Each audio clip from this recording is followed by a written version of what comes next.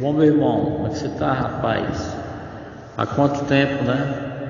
E os estudos aí que você está fazendo aí no Apocalipse, né? Agregando aí a doutrina dispensacionalista, né? E refutando aí o aliancismo, não é isso?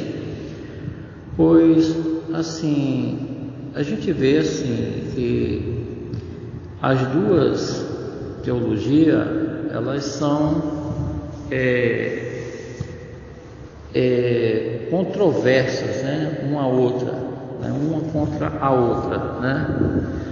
Na verdade, nós temos que aderir mesmo a boa hermenêutica bíblica, né? Do que está escrito nas Sagradas Escrituras, a mensagem que o próprio Senhor Jesus Cristo, né, passou, né, a João quando exilado na ilha de Patmos, no mar Egeu, por amor da palavra de Deus e do testemunho que ele deu, né? Sabemos, pois, que esse foi o motivo principal, né, no qual levou João a ser exilado na ilha de Patmos, né, nos dias do rei Domiciano, né, onde as pessoas até prestavam culto de adoração aos Césares, aos reis do Império Romano, né? Mas voltando assim essas questões, né,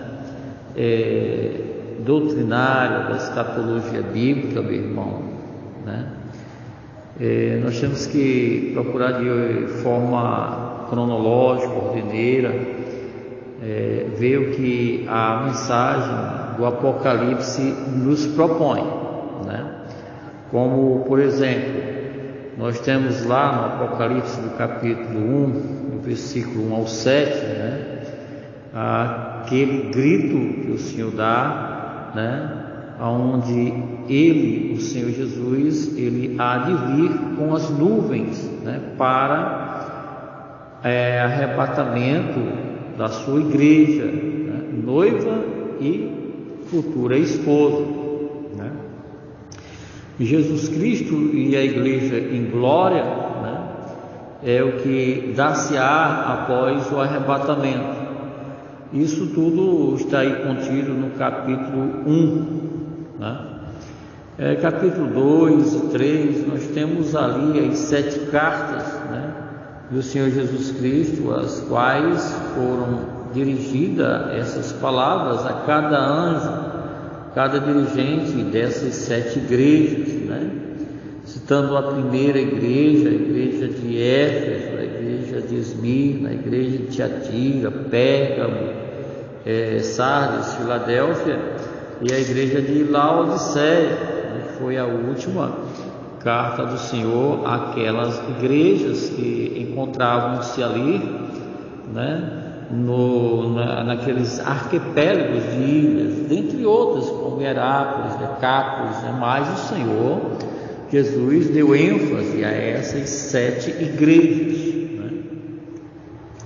E a gente vê essa magnífica visão, né, de João, quando exilado ali na ilha de Patmos, né? Ele vê ali ele é arrebatado em espírito, né? Ele vê os céus se abrindo, né? E o Senhor desvenda e revela a ele todos os futuros acontecimentos que haveriam de haver com a igreja perseguida ali do 1º, 2º, 3º século, né? E a continuidade na história do cristianismo, do verdadeiro cristianismo, né? Daqueles humildes, fiéis e cristãos que sangraram até a morte por amor da palavra de Deus e do testemunho de Jesus Cristo, né? Ali João vê os 24 anciões, né? Os 7 Espíritos de Deus, ele vê o mar de vidro no céu, os 4 seres viventes que meneavam, glorificavam ao Senhor de dia e de noite, né? sem parar, sem cessar, né? Não diria de dia e de noite, né? Mas eles na eternidade ali, onde envolvidos pela própria glória do Senhor, que os iluminam a todos, né? Eles glorificavam o Senhor Jesus sem parar, sem cessar, né? Já no capítulo 5, ali no capítulo 4, nós vemos o Deus Criador, Jesus Cristo, como o Senhor Criador. No capítulo 5, nós vemos o Senhor Jesus Cristo glorificado tanto quanto no capítulo 1, né? João vê ele como os pés como latão reluzente, os olhos como chamas de fogo, que tudo vê, que tudo sabe, que escuta.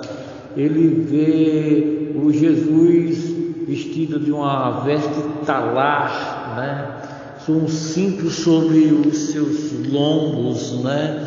E na sua coxa o nome Rei dos Reis e Senhor dos Senhores. O seu rosto mais resplandecente do que o sol na sua maior força, né? Ele vê Jesus como um ancião de dias, cabelos brancos, né? E aquele que anda no meio de 7 candelabros de ouro. Ele vê Jesus Cristo glorificado, né? Tanto quanto também no capítulo 5 nós temos ali o Cristo glorificado, né? E lá nós vemos a adoração do Cordeiro, né? Onde todos adoravam e glorificavam ao Cordeiro, né? Digno és, Senhor, né? De honras e glórias, né? E louvor, né? Ali os 24 anciões, aqueles 4 seres viventes, os seres celestiais, todos glorificando a pessoa de Cristo Jesus. Aí no capítulo 6, né, a gente vê ali, né, quando inicia-se a cólera, a abertura dos selos, né, onde inicia-se ali, né, a ira de Deus sobre aqueles que refutaram, aqueles que contenderam, aqueles que resistiram, né, o Cordeiro de Deus que tirou o pecado do mundo, né?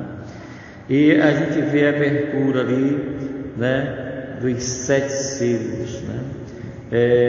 O primeiro selo lá do versículo 1 e 2, o segundo selo 3 e 4, o terceiro selo capítulo 6, versículo 5 e 6, o quarto selo nós temos lá versículos 7 e 8, o quinto selo, versículo 9 ao 11, o sexto selo nós vemos no capítulo 6, do versículo 12 ao versículo 7, né?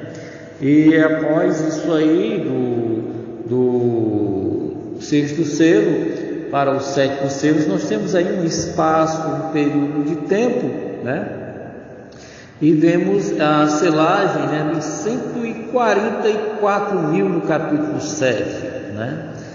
E esses 144 mil, né, eles são aqueles varões que não se contaminaram com mulher, são varões virgens, são varões puros, né?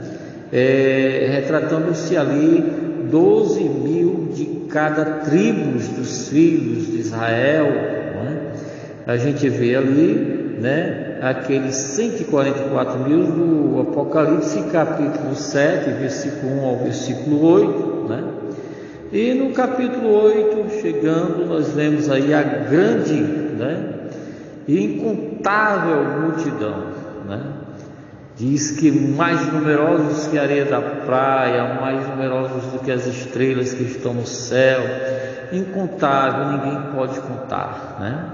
Aí após isso vem a abertura aí do 7º selo, né, de Apocalipse capítulo 7, do versículo 9 e versículo 8, capítulo 8 e versículo 5, né?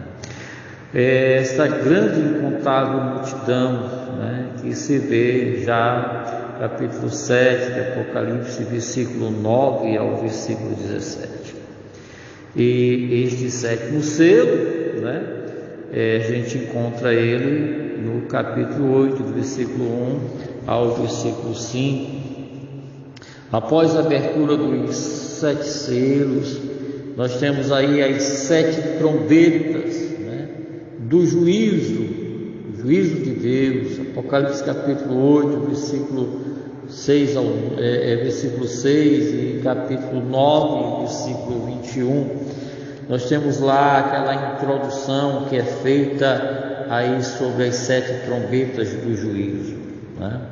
E cada uma dessas trombetas vem juízos de Deus sobre a todos os povos da terra, né? Então, após as 7, já ali entre a 4ª trombeta e a 5ª trombeta, nós temos o tríplice aio, né, dos juízos, das dores que há de vir sobre o mundo inteiro, né? E Apocalipse capítulo 8, versículo 13. Após isso temos a 5ª trombeta do juízo do Senhor, a 6ª e a 7ª trombeta, né? Vem já no capítulo 10 o aparecimento, né, de um outro anjo poderoso, né, com um livro, né, na sua mão. E também temos a meditação do templo de Deus, as 2 testemunhas, né, que foram mortas em praça pública, né, pelo anticristo. Aí, após isso, nós vemos aí a 7ª trombeta. Nessa 7ª trombeta do juízo de Deus, aonde a ira de Deus haverá de ser derramada sobre os homens, né? Há uma polêmica sobre as trombetas, né? A gente sabe que essa polêmica ela é de ordem interpretativa, né?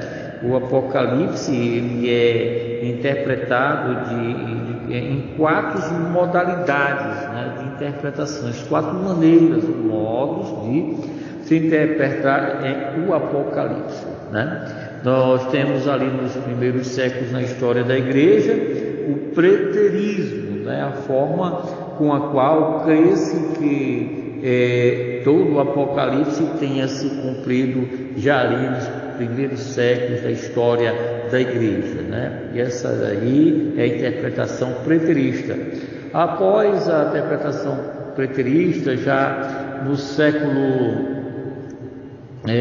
XVI, nós temos aí século XVI, século XVII, tanto com os pré-reformadores como os reformadores do século XVI, nós temos aí, no século XVI, nós temos aí, né, a interpretação progressista, né, ou continuista, né, ou calvinista, né, que deu-se ali no século XVI com João Calvino, com aqueles teólogos de então, né, com o próprio Martinho Lutero, né?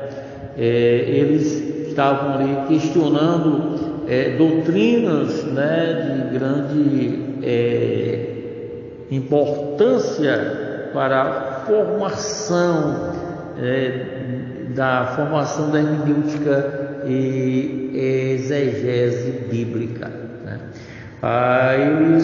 Essa é a segunda fase, né, de como se interpretar o livro do Apocalipse, deu-se exatamente no século XVI.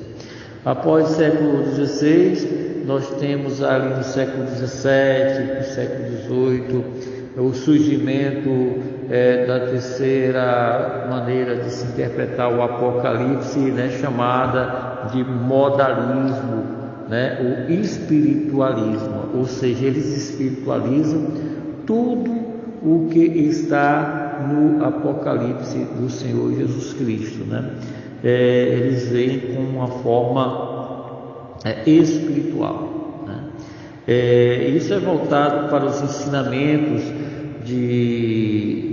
de fé dos adventistas do sétimo dia, como também dos testemunhos de Jeová e dentre outras ramificações de fé espiritualista ou modelista que deu no século XVII, século XVIII, né? Chegando até os nossos dias, por sinal, né? Pessoas que aderem a essa maneira de se interpretar o Apocalipse. E depois do século XVII, né, chegamos aí século XVIII, século XIX, ali, quando deu-se aí o acionismo, ou seja, a volta ou a formação do Estado de Israel, que foi constituído pela ONU, né, a Organização das Nações Unidas, onde países como a França, a Inglaterra, Suíça, Austrália e dentre outros países, principalmente os Estados Unidos da América, né, Canadá também, eles apoiaram a formação do novo Estado de Israel, surgindo aí o acionismo, né? E com o acionismo do século XVIII, século XIX, né, surgiu aí a quarta e última das principais quatro interpretações, né, o futurismo, né? O futurismo deu-se aí no século XVIII, século XIX, com o acionismo, né? Que é a forma com a qual se interpreta todo o Apocalipse, a partir do capítulo 6 até o capítulo 22, com uma visão futurista dentro do próprio presente, com a visão para o futuro, né? Os acontecimentos escatológicos estão em processos de cumprimentos, né? Aí a gente vê essa questão, né, das trombetas de Deus, e a gente vê aí que já após a sétima trombeta, nós no capítulo 11, do versículo 15, né, e capítulo 12, versículo 5 do Apocalipse, né, nós, após isso, nós vemos a maneira com a qual Deus trata e protege Israel, né, nos dias da grande tribulação, ali daquela besta do Apocalipse, capítulo 12, do versículo 6 ao versículo 18, aonde ali estão inseridos, né, os 144 mil varões, né, que não se contaminaram com o mundo, as coisas mundanas, e que dedicaram as suas vidas única e exclusivamente a propagar o Evangelho do Senhor Jesus Cristo em meio de plena tribulação. De Mateus capítulo 24, versículo 14, que quando diz que quando o Evangelho do Reino for pregado em testemunho de todos os povos, tribos, línguas e nações, sobreverá repentina destruição. Então, Deus os protege, os leva para o deserto e os protege da perseguição do falso profeta e propriamente do anticristo, né? São esses 144 mil lá de Apocalipse também, capítulo 7, capítulo 14 também, né? Onde nós encontramos aí essas testemunhas, né, que são pertencentes aos filhos de Israel, 12 mil de cada tribo dos filhos de Israel. A revelação do anticristo dá-se já no capítulo 13, do versículo 1 ao versículo 18.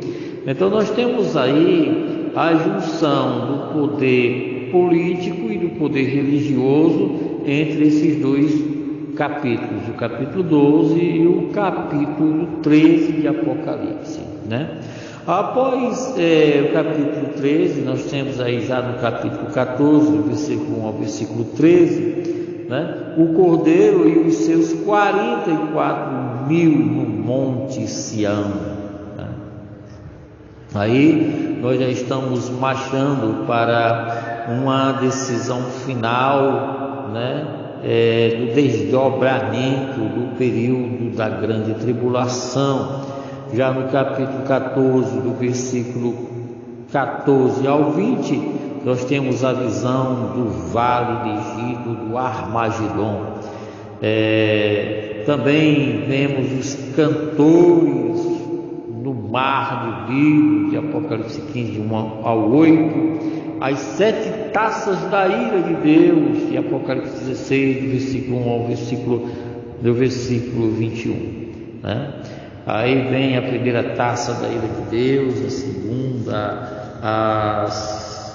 a terceira, a quarta, a quinta, a sexta e a sétima taça da ira de Deus, contida aí em todo o Apocalipse capítulo 16, do versículo 1 até o versículo 21.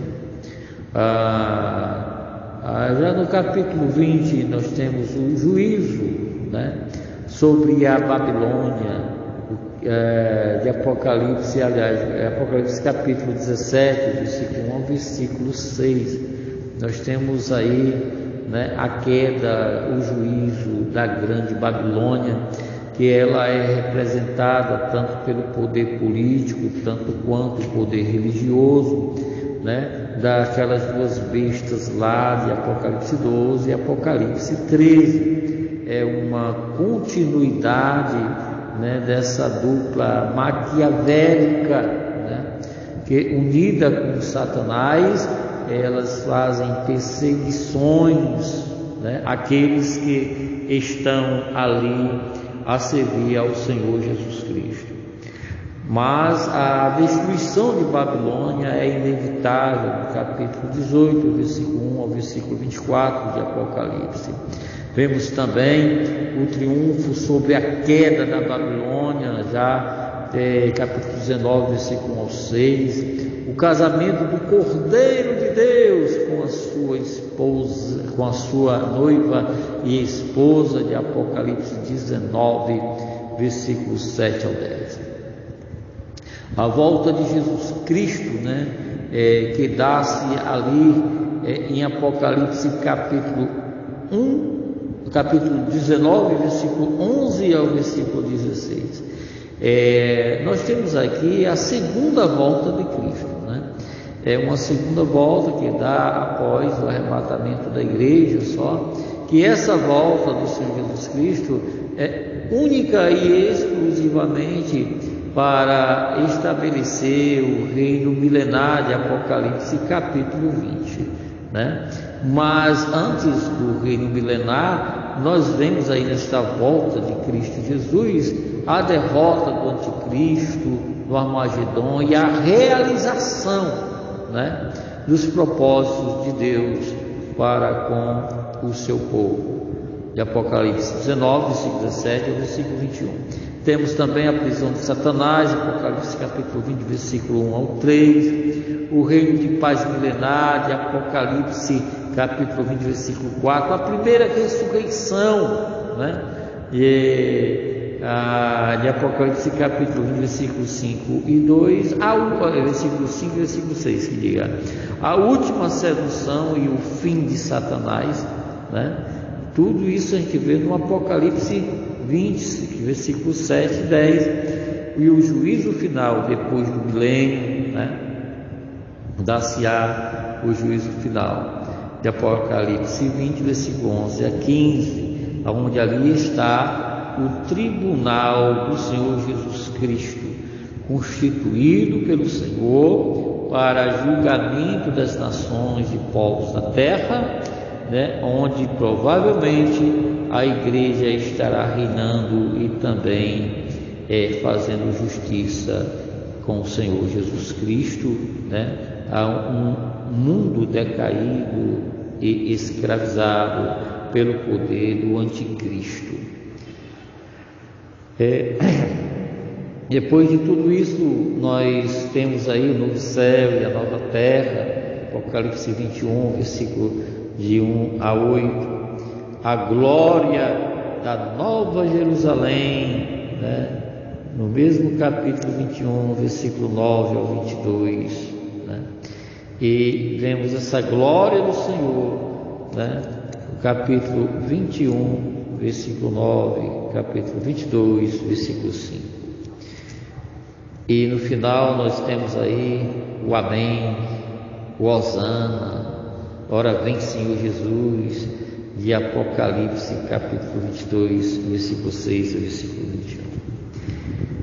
No entanto, amado e meu querido irmão, a gente fica a meditar o tamanho da grandiosidade do reino milenário de Cristo, que após tudo isso, né, entraremos para sempre e eternamente na eternidade final, após todo esse longo e grande processo, né, o qual Jesus incumbiu a igreja de ser a sua representante legal aqui na face da terra, quando ele disse: ide por todo mundo, pregai o evangelho a toda criatura, quem crê em mim for batizado terá a vida eterna, né?